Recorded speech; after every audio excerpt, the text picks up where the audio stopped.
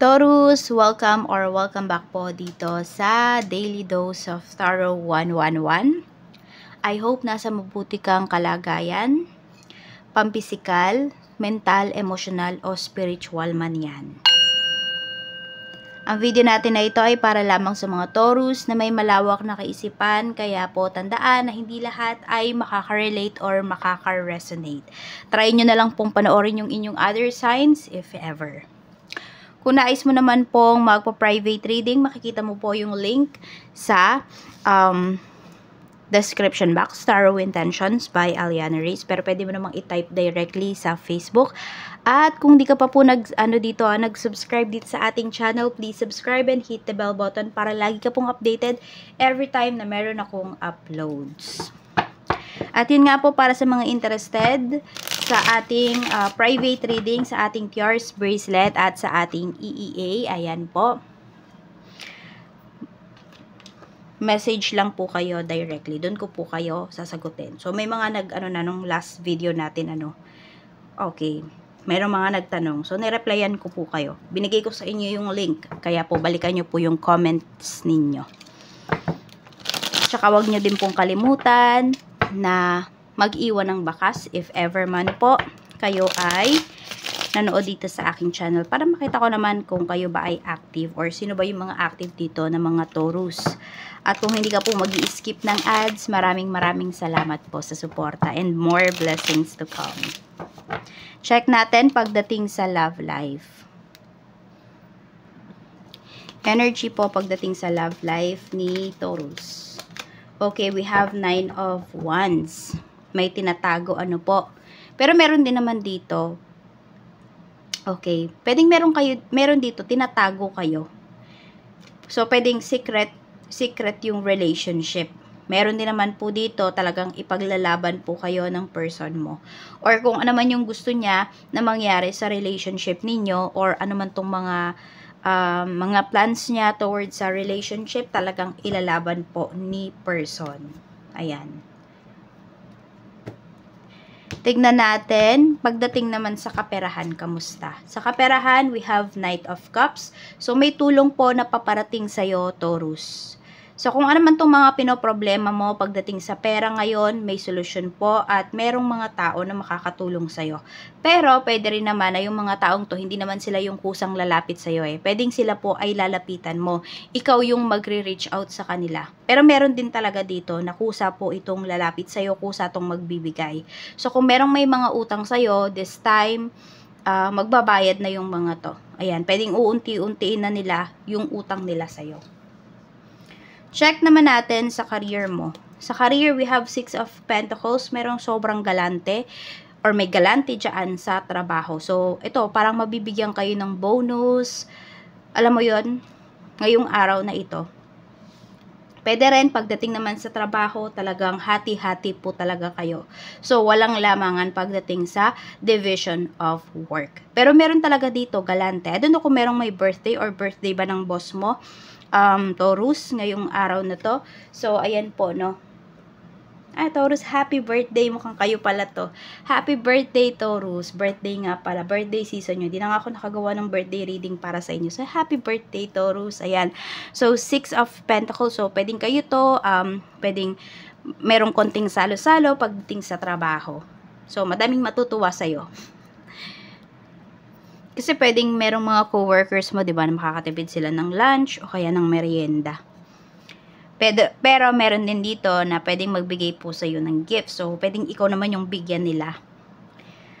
Depende yan siguro sa sa mga nasabi mo sa kanila, sa mga pinagdadaanan mo ngayon. Check natin. Pagdating naman sa business, if meron kayong current business, po. We have 9 of Swords. So, puyat na puyat yung iba sa inyo. Pero tingnan natin kung itong pagkapuyat ba nito ay positive ba to? Good energies ba to?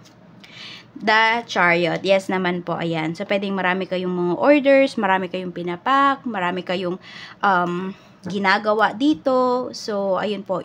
Parang you are doing or you are making it ahead of time. Para hindi kayo masyado talagang mabigla dito. Pero though, marami po sa inyo, no, sobrang pagod talaga at pagod at saka puyat. Pero, ano siya, sulit na sulit ito pagdating sa inyong business. So, parang, alam mo yun, ginawa mo siya ng madaling araw, tapos the next day, or hindi the next day, nung maliwanag na, ayan, some of you naman, pwedeng i-deliver nyo naman. So, pwedeng, kayo kasi lahat dito pagdating sa inyong business. So, kasi meron naman dito, hindi pa naman sobrang laki ng business ninyo. Kaya po, ayan, tsaga-tsaga lang. And meron dito, kaya din siguro puyat kayo dahil yung iba po ay meron pang trabaho. So, pwedeng hindi nyo pa rin iniiwan yung current job ninyo. Tapos, nagsa-sideline pa kayo or nagbe-business pa kayo rito.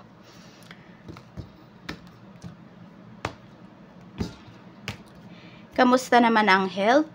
We have the moon, more on emotions yung pinapakita rito. Merong mga nag-overthink, ayan. Parang nako-confuse yung iba sa inyo. So, balance nyo yung inyong root chakra. Kasi pwedeng yun po yung affected with this energy. Okay? So, ayan, kung nakikita ninyo na kinukulang kayo sa pera, okay, balance ninyo yung inyong root chakra para yung mga decisions ninyo maging align yan sa mga gusto ninyong mangyari at hindi kayo yung tipo ng tao na laging nagdadalawang isip pagdating sa mga plans po ninyo. Mas sabihin natin, mas mabilis kayong makakakuha ng pera. Mas mabilis kayong makakagawa ng paraan para masolusyonan yung inyong mga problems in terms of your finances. So, more on ang ano ninyo dito is about sa pag-iisip, about sa confusion, more on about emotional din, nandiyan din po yan. So, balance your root chakra. So, parang yun yung may damage, yun yung yun yung block sa, ninyo, sa chakras po ninyo. Tignan natin. Kasi kahit balance yung heart chakra mo, yung ganitong chakra mo, sacral chakra mo, pero yung root chakra mo, unbalanced, mahihirapan ka pa rin na mag-manifest. Mahihirapan ka pa rin or maguguluhan ka pa rin. No? Kaya balance nyo yung inyong root chakra. Inom kayo ng mga red juice, red fruits, kain kayo, red veggies, magsuot kayo ng mga red na damit, ganun po. So, tingnan natin ano ba yung mga maiisip mo, no, ngayong na to.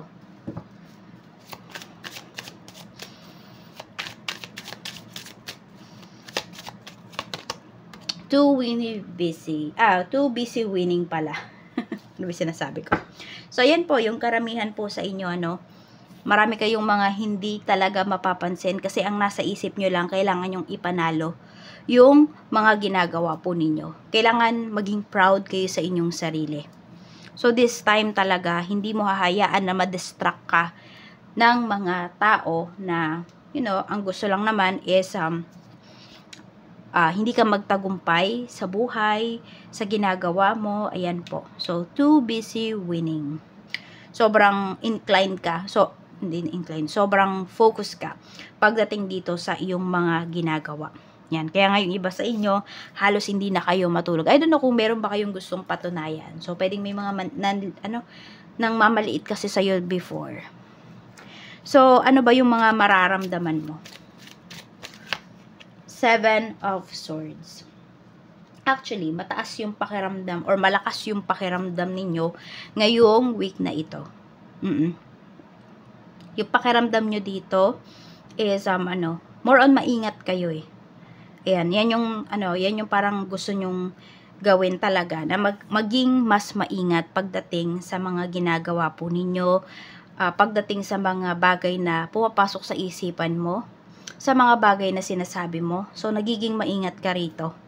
Okay, your feelings is, yun nga, heighten nga yung inyong intuition, and feel mo talaga yung tao, feel mo talaga yung mga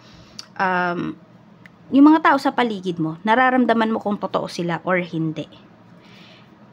Tingnan natin, saan ka dapat mag-focus. So, yung iba nga sa inyo, nagpo-focus nga talaga kayo dito sa mga panalo po ninyo. We have the Emperor. So, for some of you po, kung kayo ay tatay na, ayan, so focus daw kayo sa pagiging tatay po ninyo, pagiging haligi ng tahanan. Oo. Focus kayo. Or, kung kayo naman yung babae, focus po na alagaan po ninyo yung inyong asawa. Yes, lalo na kung mabait yung asawa ninyo, ha. So, parang give them talaga yung pagmamahal mo, okay? Yung pag-aalaga mo towards sa asawa mo, towards sa family mo. So, sila yung dapat mong pag-focusan. Dapat namang iwasan. Dapat iwasan 10 of Swords. Ayan. Iwasan mo na masangkot sa mga, ayan, mga scam. Tignan mo, tumapat pa siya sa 9 of Swords natin, ano? So, mag-iingat ka po, ha? Kasi, pwedeng ito, merong dito na, sabihin natin, yung iba kasi sa inyo, di ba, naghahangad kayong kumita. Pero, pag-aralan nyo po kung ano man tong mga ino-offer po sa inyo. Kasi, baka mamaya, kayo yung maging front dito, kayo pa yung masisi. Kahit na wala naman talaga kayong, kahit na hindi nyo naman alam na scam pala yan. So, mag-iingat po kayo, no? Tas ito, ingat kayo sa mga pag-click ng link. Dapat mo yung iwasan. Kasi, tingnan mo yung iba sa inyo. Yan, no? Tas, ayan, iwasan mo magbabad sa phone mo. Kasi, hindi ka makakatulog. Yan po yung iba sa inyo. Kaya, madalas kayong puyat. So, iwasan nyo na yan ngayon pa lang. Blessings na paparating for you. Meron tayo ditong Queen of Wands. So, yung iba po sa inyo, pwedeng this week is magkakaroon kayo ng bagong gamit, bagong damit. Ayan po. Isa yan sa mga blessings na marireceive ninyo. Or sapatos, basta something na material yan na ginagamit po ninyo or madalas ninyong gamitin. Yan yung isa sa mga blessings na pwede po ninyong ma-receive. Meron tayo ditong celebrity. Okay. So, ayan nga po ano. Pwedeng kung kayo ay nagbablog, pwede po na maging, may mag-viral kayo na post dito. Tapos yung iba nga po sa inyo, ayan, pwedeng magaling talaga kayong magdala ng mga sinusuot ninyo eh. So, pwedeng makuha kayong model dito, ganyan. Or, baka nag-affiliate din yung iba sa inyo, Taurus. So, yun po. Basta merong magbibigay sa'yo dito ng damit. Ng mga damit, sapatos, ganyan.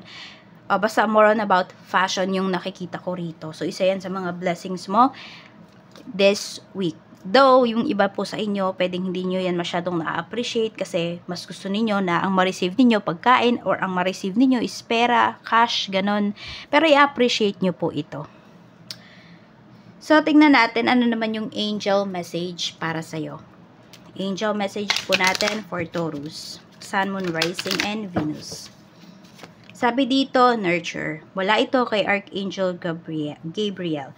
As you nurture a child, you nurture your own inner child. Both activities are important for you right now. So, for some of you, diba, ito yung sinasabi, family.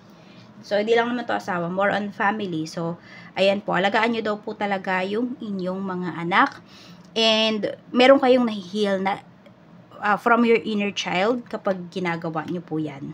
Yung inner child ninyo, nahi-heal ninyo kapag kayo po ay malapit sa mga bata, kapag kayo po ay nag-aalaga ng inyong mga anak.